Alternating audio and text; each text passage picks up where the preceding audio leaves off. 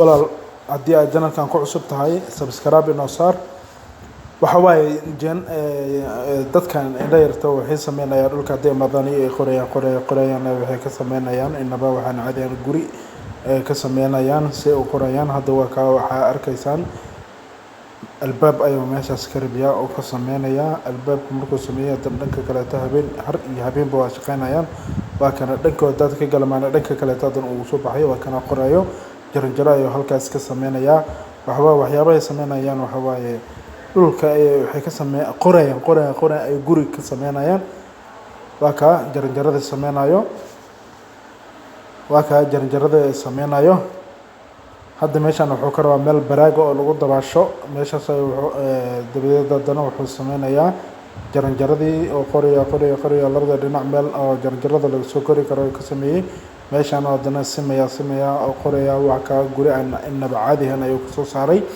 waa ka dabadeed hadartan wuxuu darbiyadii oo diirmo u yeelaya oo si oo waxyaabihii sameeyay si qurux badan uu soo baxdo. waa ka si qurux badan uu soo baxday. waa kana hadda meeshan wuxuu ka rabaa qolka jiifka meel oo wuxuu sameynayaa sariir. waa ka sameynayo inaba caadi ma waa ku guuleystay marka sariirta waa kaasa.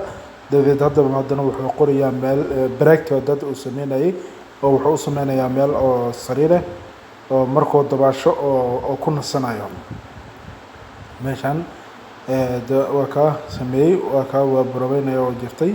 dabadeed hadartan waxa waaye caro oo soo qaadaya si sameeyada camal u dhiganto meesha ku jijibinaya qasaya kadib darbiga ay ku masaxaya waa ka sida sameeyada camal u qabatay cagaar oo guraya weelkaas ugu bixinaya kadib darbiga ayuu marmarinaya oo cagaarinaya soo kale uu soo baxo.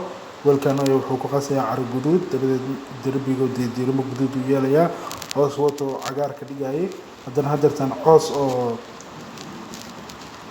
sida u baxay u soo jaray oo meesha la dhigay. dabadeed hadartan biyo ayuu ku shubaya. hadda biyaha wuxuu ku dhamayaa baraagtii uu buuxinayaa. markuu buuxiyo waxa waaye uu ku dabaalanayaa markuu cabaar oo dabaasho waxa waaye dabadeed meesha ayuu ku nasanayaa. waxa waaye waxyaabaha sameynayo wax inaba caadi ma waa la yaabay. waxba indha yartaan wax walba isku dayayaan. waa dadkii markii koronihii oo dhulkooda ka bilaabanayay ee guri ay ku dhiseen 6 maalin oo kaliya guri weyn waxay ku dhiseen 6 maalin. walaal waa maasantiin daawashadiina subscribe-ka noo reeba like comment